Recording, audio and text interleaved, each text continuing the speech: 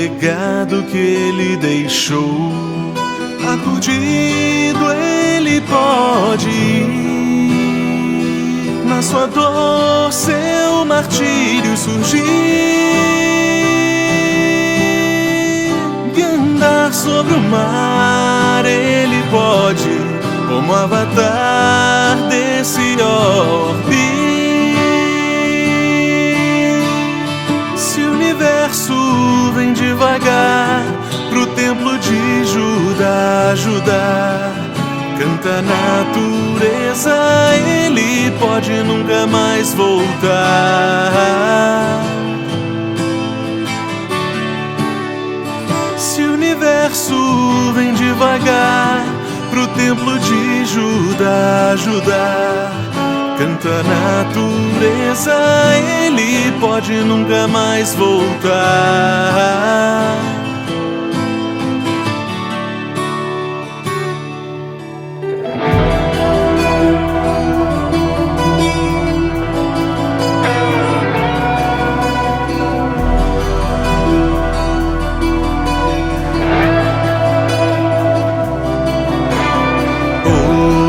Hoje sei, é minha vez, no presente o tempo dele se fez. Amarás, eis o termo da sua lei. Aturdido ele foge, pra sua dor seu destino fluir, e andar sobre o mar ele pode, como avatar desse orbe. Se o universo vem devagar pro templo de Judá ajudar, canta a natureza, ele pode nunca mais voltar.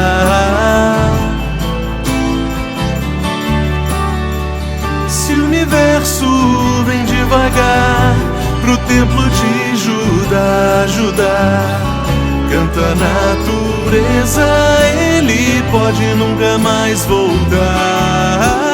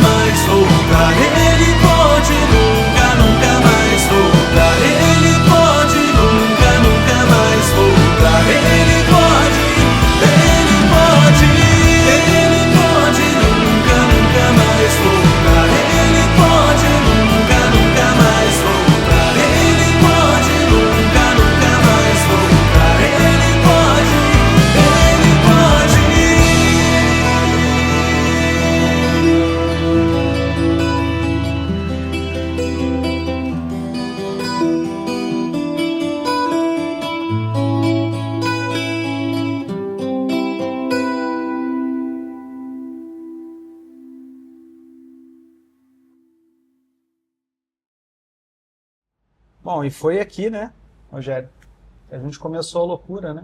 De fato, há uns 4 meses atrás, o Rogério falou, tem um dia, estou indo para o Rio de Janeiro, acho que eu tenho um dia mais tranquilo, né? Você não tinha, eu acho que, muitos compromissos e vamos lá para o escritório, vamos ver o que dá pra gente, o que dá pra gente fazer nessa insanidade aí com relação às músicas, né? E aí eu falei, cara, e aí, o que a gente vai fazer? Eu queria, né, na minha cabeça, a gente já ir para um estúdio e já ter lá uma banda esperando, minha mente fervilhando, né? O Rogério, calma, que eu preciso me recordar das músicas, né? E eu, como não entendo nada de música, não tenho a menor ideia de como é que é a composição, de que é para fazer, enfim. Só queria pro estúdio já gravar logo. Aí, não, vamos no seu escritório. Você falou, não, vamos num ambiente mais tranquilo, mais reservado, e lá a gente vê o que sai, né? Pode ser do seu telefone mesmo, né? As primeiras gravações. Aí eu falei, vamos pro escritório, o ar lá é geladinho, silencioso, minha casa lá tinha muita obra acontecendo, eu falei, lá vai ser um inferno astral de barulho de martelo, britadeira. Eu falei, não, vamos pro escritório. Aí eu falei, cara, eu preciso de alguém que entenda de música, né? Aí eu lembrei de um amigo que eu acredito que tem algum talento, eu falei, Calvinho, como é que tá seu dia aí? Meu querido, para você o dia tá disponível. Eu falei, cara, vamos lá que a gente vai fazer uma loucurinha aí.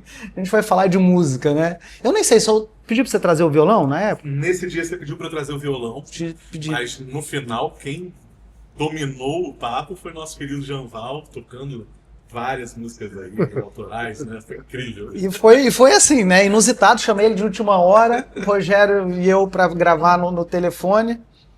E aí eu lembro que eu tinha mais, o Daniel veio também.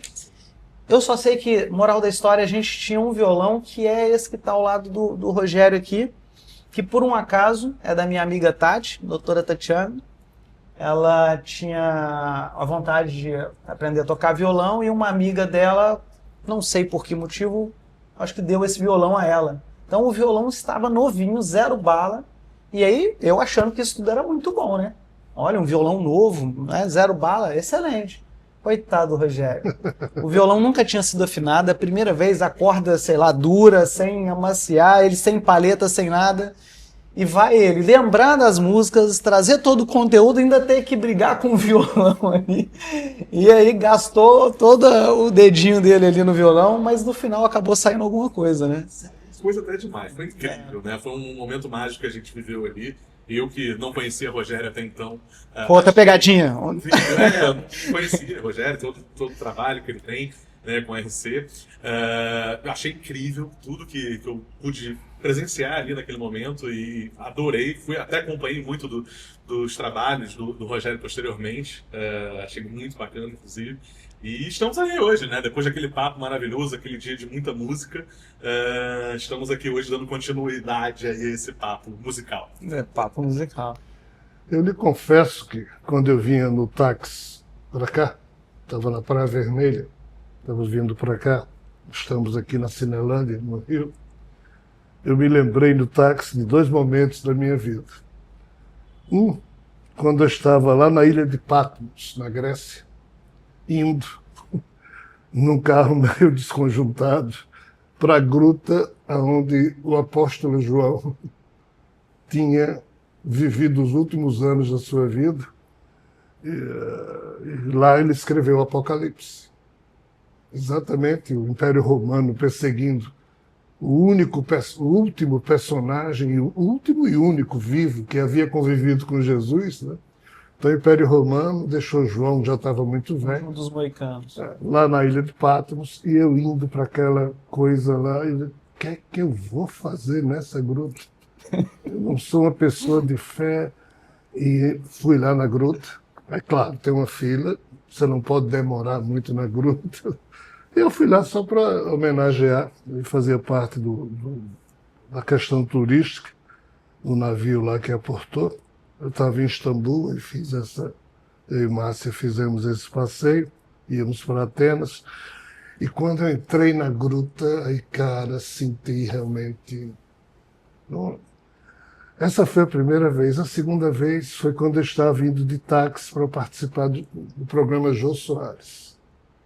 Esse eu assisti. O que é que diabos eu vou fazer nesse programa? Eu já inventei um pseudônimo que eu não queria aparecer. E lá estou eu aqui, como é que isso se deu? Eu não tinha muita noção. E a terceira vez foi vindo para cá do táxi. Eu digo, o que é que diabos eu vou fazer nesse troço? Eu não me lembro das músicas direito. Meus braços não conseguem mais segurar o violão, dói. Eu não consigo mais prender as cordas e tocar no ritmo que eu desejo, né? Então, assim, teve esses 3 momentos bem pontuais, né?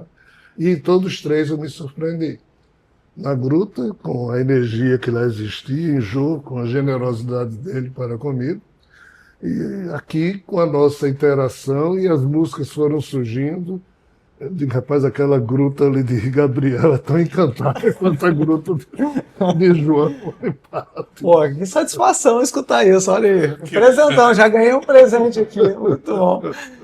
E o gostoso foi isso, né? Que foi assim, foi muito descontraído, despretensioso. Eu acho que a questão, a palavra... Acho que por isso que surgiu alguma coisa. Que aí veio o tambor ali, né? Ecoou o tambor e as músicas foram surgindo e brotando e foi muito bacana.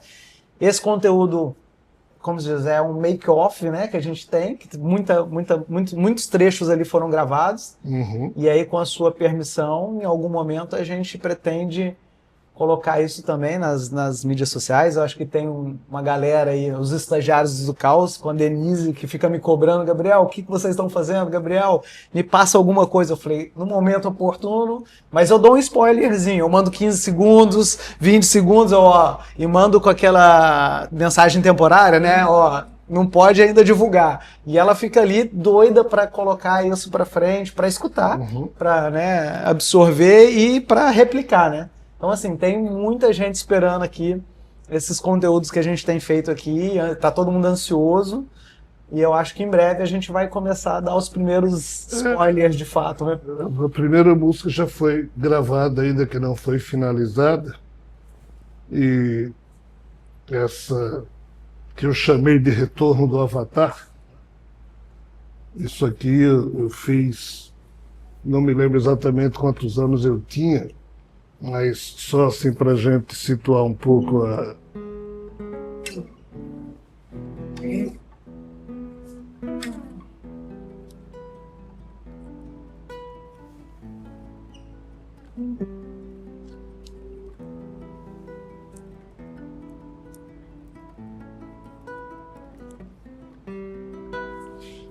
Eu mal consigo segurar as cordas, mas isso aqui é a introdução da música, Retorno Já do é Avatar. lindo, muito sonoro. Que eu fazia isso e... Não, eu tô aqui com o spoiler da letra aqui. mas só um pouquinho então.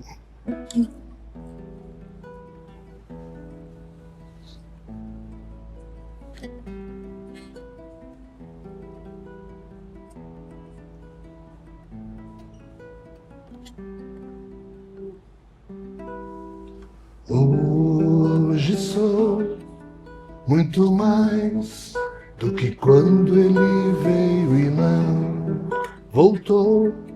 Foi sua paz, o legado que ele deixou.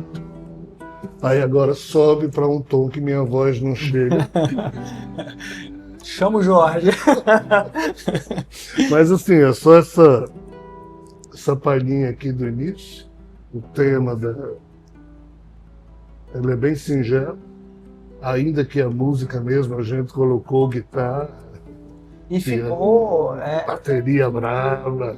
Eu acho que lembra um pouco de Pink Floyd, Michael Oldfield, vai fazendo uma composição profunda. Eu falo que no início a gente já é jogado para um outro universo, no início da música, né? Essa é a intenção. Já foi, assim, já dá uma ambientalização pra gente aqui.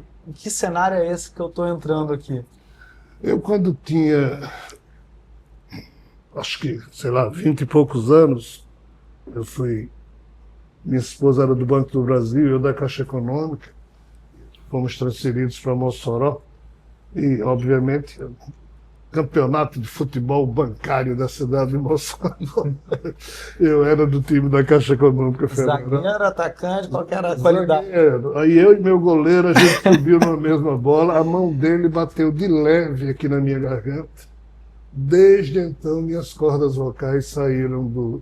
Gente... Ganhou um novo afinamento. Pois é. Desde então, eu passei a ter dificuldade de cantar.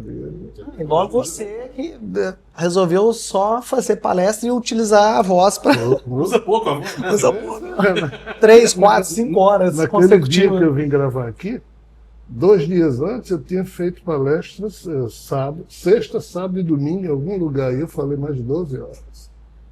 Então eu cheguei aqui para gravar. Ou seja, Já no seu esgotamento. já dá. Então por isso que as músicas que a gente está tentando resgatar, há toda uma produção e é preciso encontrar cantora, a gente fica analisando para cada música, né? E eu vou meio que imitar um dos ídolos que eu tenho no meu coração em termos de produção musical, que é o Mike Oldfield, que é um cara que tem uma produção musical singular e ele canta 1 ou 2 músicas só, e o resto ele coloca para as pessoas cantar. Então esse é o meu projeto, meu vírgula, desse rapaz aí que eu estou... Eu sou só me entusiasta. colocou no colo, né? Então, É médico, tirar os projetos. pois é, esse ele arrancou da memória perdida. Eu, por exemplo, fui pego totalmente de surpresa, né? Como o Gabriel falou. Foi bacana. Belo dia ele me mandou uma mensagem e falou: Luigi, o Caovinho, como você tinha comentado, cara, vem aqui no escritório, a gente vai bater um papo muito bom e tal, traz seu violão. Não tô sabendo de nada. E aí eu chego aqui, todo esse papo, uma música incrível, Rogério tocando, eu falei, caramba, que massa. E aí que ele Não, foi muito me bom. apresentar Não, pouco. e é muito bom você, do tipo, mas o Rogério. O que o Rogério faz mesmo? Foi muito bom, né? Não conhecia. Zero de. E isso é bom, porque fica mais genuíno, a coisa fica Total, mais fluida, total, né? Não total. contamina, a coisa foi. E aí foi bom os dois trocando figurinha, né? Das experiências, lembro que também foi marcante vocês trocando figurinha, né? De como que foi a sua primeira experiência dentro da questão da música, o Rogério contando a dele, você contando a sua. E eu acho fantástico a sua história, eu queria que você só trouxesse esse feedback pra gente, porque eu acho muito bacana. Justo. O Rogério começa ou eu conto a minha primeiro? Aí. Boa, Você é mais vamos velho. lá.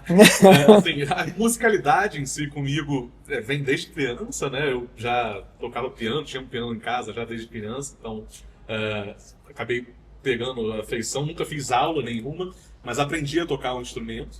E o grande marco, né? Abreviando bastante a história, o grande marco para mim na música foi quando eu recebi um convite para tocar numa orquestra nos Estados Unidos. Foi super incrível, super bacana, assim, algo que eu nunca estudei música, né? Então, do nada, receber um convite para um projeto desse tamanho foi algo incrível, né? E como é que você recebeu esse convite? Como é que... Eu tinha amigos turcos, olha que coisa, na faculdade, amigos turcos, eu os ajudava bastante, né, com a questão do português e aprender um pouco da língua, né, nas aulas, estudava relações internacionais na época, e um belo dia um desses amigos virou e falou: Luigi, você toca flauta transversa, não toca? Eu falei: toco. Por acaso eu tocava, foi o único instrumento que eu fiz alguma aula, né, e ele falou: manda um vídeo pra gente aí, por favor. Né? Mandei o vídeo tocando flauta transversa. Uma semana depois ele falou: seu passaporte está em dia? Falei: não sei, por quê, né? Não, a gente tem uma orquestra aqui nos Estados Unidos, eu queria chamar você para tocar com a gente, para você representar o Brasil nessa orquestra. Calma, né? Não é para tanto. Eu sou um mero hobby, né? Toco aqui por diversão e tal. Não, mas ficou muito bom. A galera já gostou muito do seu vídeo, é você mesmo. Falei, tá bom. E aí comecei, né, a correr com passaporte e tudo mais. E não deu outra. Meses depois estava eu em New Jersey, ensaiando durante um mês para tocar no maior anfiteatro de Nova York, né, que é o Lincoln Center. Nosso apresentador, inclusive, era o Kevin Spacey, assim. Então, assim, foi algo muito grandioso que caiu, assim, de colo, assim, no meu colo, muito aleatoriamente, digamos assim. Apenas por conhecer as pessoas certas no momento certo. Mas eu digo que foi a maior experiência da minha vida, não só pela questão da grandiosidade do projeto, né? Era uma orquestra pela paz mundial, chamava World Peace Orchestra, e eles pegaram uma pessoa de cada país do mundo e botaram todos juntos durante um mês em Nova Jersey, num hotel. Então, assim, o intercâmbio cultural é incrível, né? Imagina, você tá ali representando o Brasil, tem uma pessoa da China, da Uganda, do Japão, Nossa. de todos os países do mundo, todo mundo junto durante um mês ensaiando na língua universal, que é a música, né? Assim, a gente Faz se um pouco comunicava muito com hiperbóreo, a música. no âmbito da música. Então, assim, falando de música, essa é um pouquinho, assim, da minha história, né? Nada muito profissional. Curiosidade, eu sequer sabia ler partitura, então eu era um dos únicos músicos que tocou sem ler partitura numa orquestra. Então, assim, é muito aleatório mesmo, mas foi uma experiência incrível. A emoção de você fazer parte de um todo muito, muito maior, né? Ali, você sentir aquele som todo saindo, e você tá no centro dessa orquestra ali, ouvindo isso tudo, é emocionante. E desde então, assim, esse foi só um episódio, né? Uma experiência mais marcante, mas a música faz parte da minha vida, desde que eu me entendo por gente, é algo que eu amo e que eu sonho em viver disso em algum momento da minha vida. Eu sinto que isso vai acontecer em algum momento. Enquanto isso, a gente fica usufruindo. Bora pra um karaokê, pra um vinho, um violão. A gente, de vez em quando, lá em casa, a gente inventa moda, né? Um quentão e um violão, um vinho e um violão. Cada vez alguma coisa e um violão. E aí o violão é sempre ali com ele, ele solta, o gogó dele também ajuda bastante, né? E a gente fica ali horas e horas curtindo o sonzinho, o violãozinho, e é bom demais, né? Sempre um prazer. Que privilégio você. Não, super privilégio. não, e o privilégio... E o privilégio, assim, é irritante, esse cara que eu falo que isso me irrita profundamente. Aí ele fala, vou aprender a tocar um piano. Aí vai no YouTube, e sai tocando. Aí o último foi o violão. Não, violão. Ah, gostei desse violão. Inveja. É demais, Rogério. Desculpa a expressão de fuder o negócio. Enfim, aí vai ele, pega lá um violão, vai no YouTube... E hoje é o nosso violinista aí. Dos encontros eu sempre lembro. É o violão. Né? É muito gostoso. É irritante. Aí eu falei, o próximo, se ele aprender a tocar ali o violino, eu vou ficar muito frustrado, muito irritado, mas apesar de querer que ele toque sempre lá em casa, inclusive, pode marcar de aprender isso daí. Então isso é muito bom, né? E, Rogério, alguma experiência? Eu comecei a tocar muito cedo, influência de minha avó, minha mãe e meu avô. Essas três figuras basicamente definiram a minha sensibilidade musical na infância e na adolescência. Depois da juventude, me meti a escrever umas bobagens aí, meio reflexivas, mas a Polícia Federal na época não deixava muita coisa. Tudo que era festival, lá estava eu para explicar as letras. Eu desisti. Mas uma música sua competiu.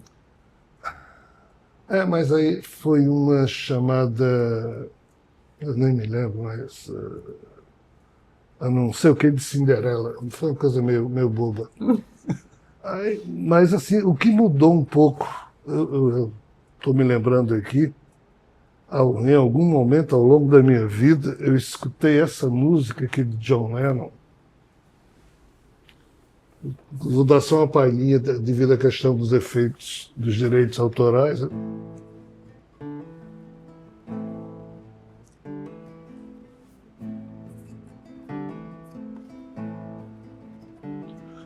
As soon as you're born, make you feel small. By giving you no time instead of it all. Till the pain is so big you feel nothing at all. A working class hero is something to be. Ou seja, John Lennon estava dizendo assim, você nasce, eles fazem você se sentir pequeno, né? As soon as you're born, they make you feel small. By giving you time instead of it all. Até a dor se tornar tão forte que você não sente mais nada. Aí ele ressalta a questão do trabalhador, a working class hero, ou seja, um herói trabalhador que sustenta. É algo que deve ser homenageado. Quando eu escutei essa música de John Lennon, né, eu digo, cara, com duas posições ele toca o tempo todo Lá menor, Sol, Lá menor. Só uma vez é que ele vem aqui para um Ré. Ou seja, 2, 3 posições, uma música simples, Profunda. letra profunda. Eu comecei a fazer música em inglês inspirado por essa música. Eu digo, não vão encher meu saco. Achou um caminho. Cara, eu compus várias músicas, assim, não só desse estilo, mas em inglês.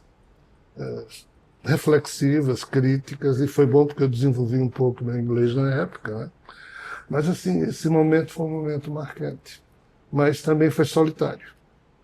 Eu e Fábio, a gente mostrava um por outro o que a gente fazia. E nunca tentou navegar em outros instrumentos? Ah, não. Basicamente, eu tocava vários instrumentos. Fábio tocava muito piano, na casa dele tinha um piano, então a gente... Mas ele tocava bem melhor. Eu tocava mais teclado. Minha mãe tinha me dado uma pianola quando eu tinha 10 Pianola? anos. Pianola, é ótimo. Inclusive, tem uma foto minha histórica. Aí, Rodrigo, resgata Em um dos festivais do Marista, eu, Pereira, Fábio, Eduardo, Ricardo e outras pessoas, que foi uma das músicas que ganhou, então a turma subiu toda. Aí tá lá a pianola, assim, uma música que eu toco. A gente apresentou 5 músicas nesse festival. Então, assim, mas a minha carreira pública com música parou aí. O resto foi mais coisa solitária mesmo. Aproveitando que você falou de flauta, né? Sim. Eu lembro de alguma conversa, você me deu uma aula sobre a questão da flauta celta, da origem dela. Não foi isso? Gaita de fole escocesa. Isso, a gaita escocesa, é isso. E assim, todo mundo tem a ideia de que ela vem de lá da Escócia, o próprio nome, mas não é. Você poderia falar um pouquinho disso, que eu acho que pouca gente sabe disso. É uma misturada da história complicada. Mas assim, num dos meus... Vamos agora falar de loucura um pouco. Desdobramentos. Em certa oportunidade eu me vi numa cidade espiritual que a princípio eu não localizei onde era. E caminhando junto com algumas figuras também espirituais por essa cidade, eu percebi um homem, estou falando da espiritualidade, um espírito feito homem, tocando um instrumento cujo som é exatamente igual, mas assim, igual, semelhante, parecido com o que hoje nós chamamos gaita de fole dos escoceses. E eu olhei para aquilo e o que estava reproduzindo aquilo na espiritualidade não era uma gaita de fole, era outra coisa. Eu olhei para aquilo, aí qual o problema? Quando eu acordei, quando eu voltei para a vida normal, eu me lembrava de tudo, mas não me lembrava a explicação que os amigos espirituais deram sobre aquilo ali. Aí comecei a pesquisar.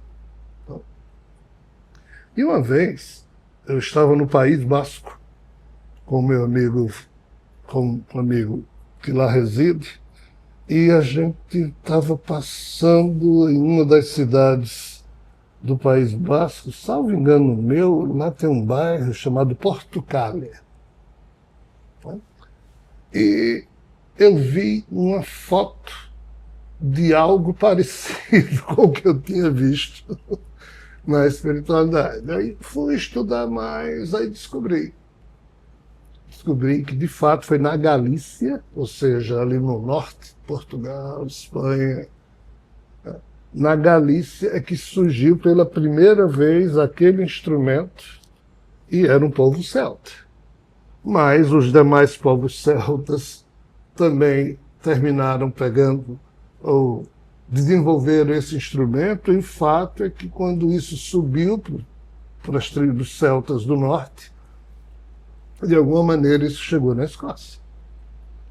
Então, segundo o que eu entendi, isso não é científico, mas segundo o que eu entendi, é só uma fofoca espiritual. O que hoje a gente chama gaita de fole escocesa, o início dela foi lá na Galícia.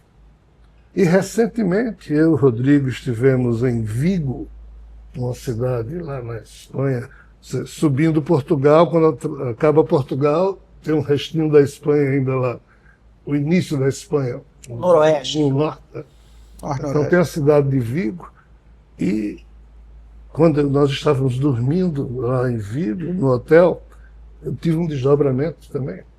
E, de novo, me vi numa cidade onde tinha essas gaitas. Aí eu me toquei que, muito provavelmente, essa região espiritual sobre o norte da Espanha, norte de Portugal, aquela região ali das Astúrias, País Basco, Galícia, aquela região, seguramente tem como foco uma série de origens, de padrões culturais nossos que a gente desconhece. Mas foi essa história, e novamente repetindo, isso não é científico, é uma fofoca É espiritual. uma fofoca boa da gente botar na mesa. Eu confio. Preciso dizer. Eu estava aqui lembrando, olhando aqui, e assim, eu queria muito, porque foram tantas músicas legais que a gente passou aquele dia, mas eu queria que você contasse como é que foi a inspiração da música da Mona Lisa. Porque em algum momento a gente tem um Se trecho. vocês pedirem para tocar Mona Lisa, Não. eu garanto que eu não toco, porque eu não me lembro. Tudo eu bem. me lembrei naquele. Eu tenho vídeo, Ainda fica bem que tranquilo. tá Mas como eu já tenho um vídeo, eu gostaria da história, porque em cima depois do vídeo a gente vai. A Mona Lisa é uma música muito esquisita, porque estávamos eu, minha esposa Márcia, minha mãe, que nunca tinha ido à Europa, o sonho dela era ir à Europa, e uma tia, uma prima de minha mãe, na verdade uma tia de minha mãe, Aldina de Almeida, que morava em Catolé do Rocha, na Paraíba. Ela sonhava em ir à Europa. E eu e Márcia levamos, e um casal de amigos, Marcelo Navarro e Ariadna, foram também conosco. Então nós 6 fomos para a Europa e fomos para o Louvre, o Museu do Louvre.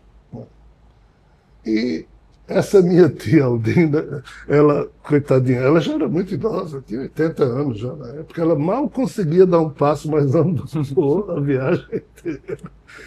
E ela se perdeu no Louvre. uma experiência incrível. Simplesmente nós nos perdemos no Louvre. E minha mãe ficou já querendo ter um chilique ali. Eu nunca mais vou ver minha tia na vida. E ali dá para se perder, legal.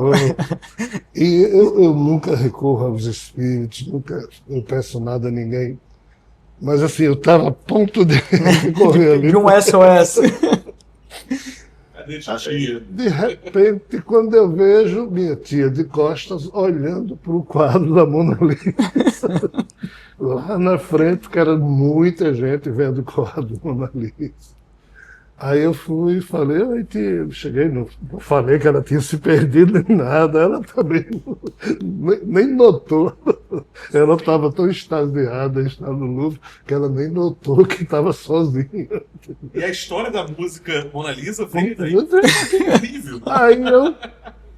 Aí minha mãe, Marcelo, Ariadna, eu fico olhando, eu senti uma pena do retrato de Mona Lisa. Aí a minha mente começou, agora está vindo a música, a minha mente começou a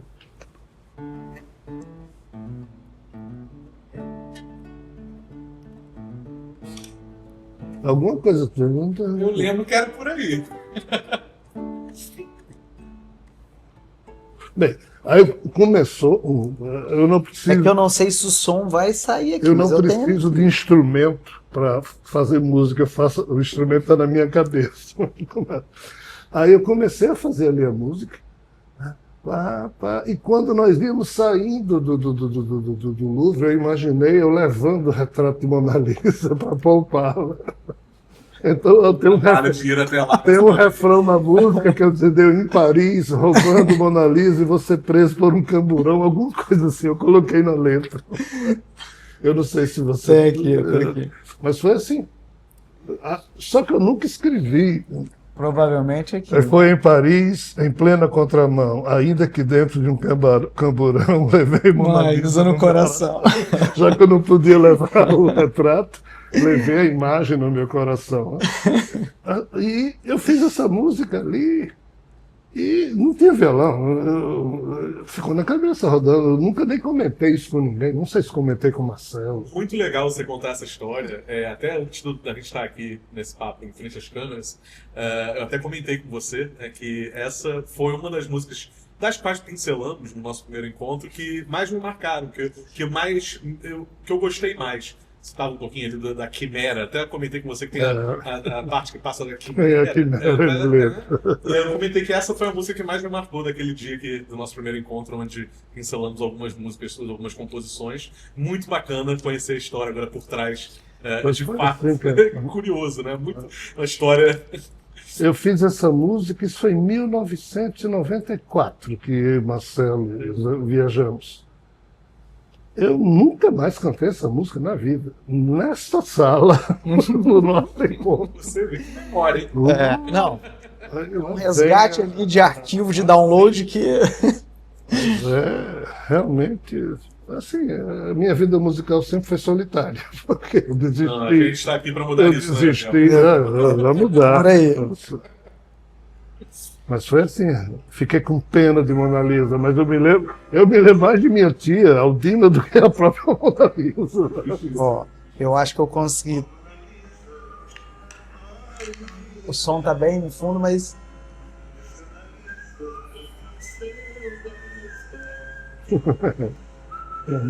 É uma delícia isso.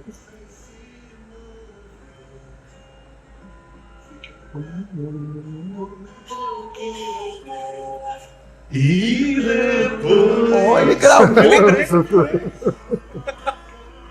Para nós dois.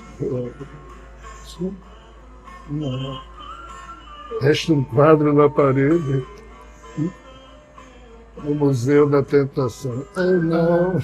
Oh, não.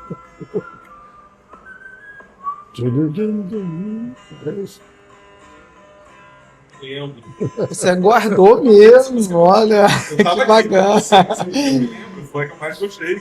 Que a gente passou tão rápido, né? Muito rápido, mas essa foi a que me marcou, velho. Gostei muito dessa música, muito legal mesmo. E agora Não, você com uma história bem aleatória, né? A tia perdida dentro do Lula. Não, e a imaginação, e o bom é a imaginação dele, né? Fértil a imaginação dele.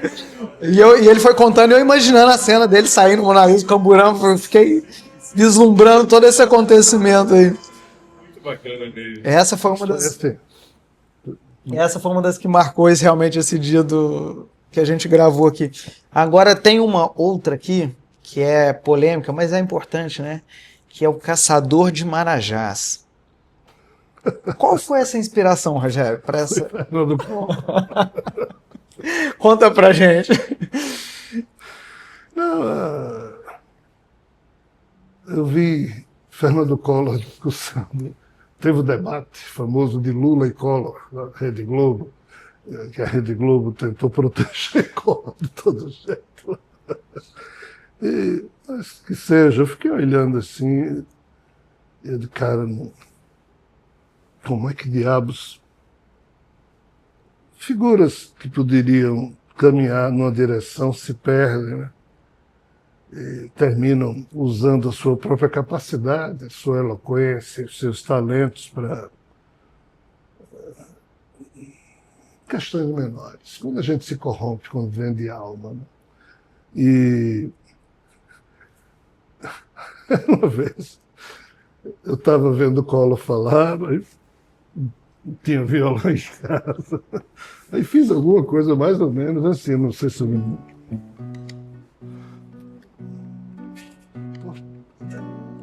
Tá alto.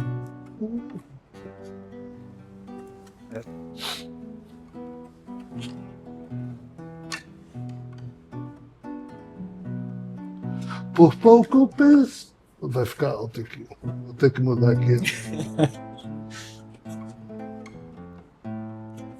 Por pouco pensam ser rei, às vezes sendo um simples palhaço. Não vai dar certo. Eu tô rouco e o violão tá meio alto aqui para mim aqui. Eu vou baixar a voz. Por pouco pensam ser rei, às vezes sendo um simples palhaço. De onde ele surgiu não sei, da má arquitetura sem compasso, sem ter que contar até 3, pra agir com toda a sua sapiência. E os súditos do rei passivos e com muita paciência. Cantar de galo, sombra de um pato morto, coroa na cabeça de uma grande besta. Uou! E como. Não, e como. Mas, de novo, eu fazia isso pra mim mesmo, era só. Não, e ela é uma letra bem irônica, né? E assim, e apesar de ser antiga, ainda continua muito Isso se pertinente aplica a todos esses caras, né? aos nossos personagens. Cada um que assume por pouco pensa que é rei, termina na cadeia. É tudo muito triste, muito trágico. Eu acho incrível essa habilidade de compor, né? Você conseguir tirar isso, botar em letras e, eventualmente, adicionar instrumentos também. É uma habilidade que, cara, sensacional, né? Eu, por exemplo, na minha pequeneza na música, vamos botar dessa maneira, eu só consigo, né, cantar letras já compostas por terceiros, né? Então eu tenho que pegar uma letra ali, ler e tal. Uma produção já pronta, eu né? nunca tive essa coisa do escrever e ver você trazendo isso tudo à vida, né? Botar esse trabalho seu, que por mais que você fale, tava ali sozinho, saí escrevendo e tal, foi uma coisa que passou por mim. Isso é genial, isso é muito E agora, bacana. E eu acabei de me lembrar que essa letra que eu coloquei está errada. Volta aí a primeira estrofe. Tá linda, Gabriel. Porque lembrando que eu não interferi em nada, isso aqui, ó, tá acho tudo a que sua originalidade. esse primeiro verso tem assim: por pouco penso ser rei, às vezes sendo um simples palhaço, de onde ele surgiu eu sei. Não é da má arquitetura sem compasso, não, é não sei o que lá do cangaço, porque ela gosta e os cangaceiros. Terra do Cangaço. Mas assim, Eu vou colocar observação aqui coloquei, de que existe o depois, cangaço aqui. cangaço. Claro, também, qualquer coisa a gente vai rever isso aí. isso da má arquitetura sem compasso, eu acho que já foi uma tentativa de Adaptação. Na hora, gente. Me lembro da letra. Agora, falando nessa questão que o Calvinho colocou, são arquivos que você tem e faz uso de uma coleção que existe dentro do seu espírito, é isso? Ou é a habilidade única e exclusiva do Rogério, do eu de agora, que nasceu, assim, que tem esses talentos? Como que você poderia explicar pra gente essa sua produção musical que você faz de forma mental? Cara, eu não tenho a menor ideia. Porque, assim, isso surgiu muito cedo na minha vida. Eu morava em Natal, moro ainda, mas nessa época eu morava na Praça André de Albuquerque, que tem ainda a matriz, a igreja matriz de Natal, e meus avós e minha mãe eram muito religiosos. Eu tinha que ir às missas. Obrigado. Era só atravessar a praça e os padres vinham tomando café lá em casa, usando telefone. E eu e minha mãe sempre fomos muito críticos. E minha mãe tocava piano, acordeon, cantava divinamente, né? E tinha um coral de umas freiras muito desafinado lá nessa igreja. Quando as freirinhas começavam a cantar, eu e mamãe a gente olhava um para o outro. Porque era uma coisa, era trágico aquilo. Mas elas estavam lá com todo esforço. Então, assim,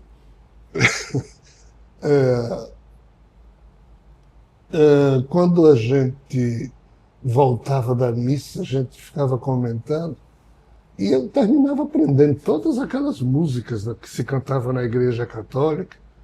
E como a letra é sempre um pouco mais simples, música religiosa, eu ficava mudando as letras. Assim como você faz quando o Jorge, você fica tentando alterar isso, a mesma brincadeira. Até hoje eu tenho essa mania de escutar uma música e ficar mexendo com a música na minha cabeça, né?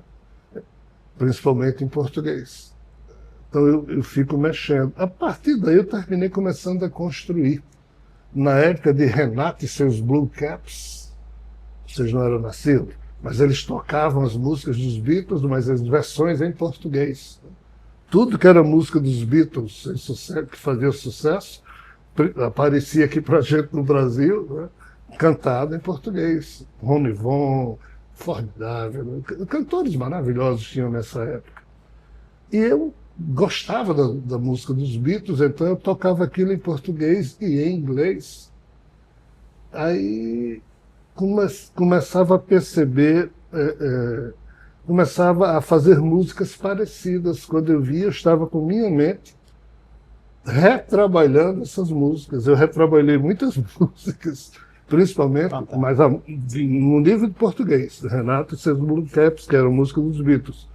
Eu modificava muita coisa e terminava criando coisa parecida. Nessa época, meu grande parceiro e amigo Fábio Fernandes de Lisboa, a gente brincava também de fazer isso. Como eu disse, eu e Fábio, nós fizemos várias músicas ao longo da vida, mas no outro dia ninguém se lembrava de nada, porque dinheiro curto na época, a gente saía para beber, era com a cachaçinha lá do Rio Grande do Norte, caju que a gente roubava para servir de tira-gosto, né? E ali a gente fazia modificávamos todas as páginas da vida que a gente queria. O meu amigo Renan, professor Renan, astrônomo extremamente conhecido, professor José Renan de Medeiros, também me acompanhava e fazia parte dessa arruaça, vários amigos da época. E assim, eu brincava de compor. E foi quando os festivais também surgiram, coisa e tal, mas aí, ou seja, eu desenvolvi uma certa capacidade de lidar com música, mas com os meus amigos. Virou uma coisa solitária. Com o tempo, chega filho, chega obrigação, tudo, para de se encontrar com os amigos, então virou uma coisa solitária, e até hoje assim é. Mas eu brinco de compor, eu nunca componho nada sério, nunca. Estou me lembrando de uma música agora. Chama. Olha aí. Acho que tem a ver com a espiritualidade. Essa não está no meio das 18. Mas é assim: reter o verbo, ceder a carne, matar o tempo, plantar a fogo. Reter o cetro, não sei o que é a verdade. Uma música que eu fiz em cima de um estudo sacro. Uma vez eu escolhi várias palavras que, na visão sacra da Igreja Católica, era um conceito importante. Eu fiz músicas disso aqui, e escutando as freirinhas lá. Gente, sensacional. Muito bom. A música, a letra está aqui, a música daqui a também. Pouco, tá no forno, daqui a pouco esse pão de queijo sai. Daqui a pouco esse pão de queijo sai.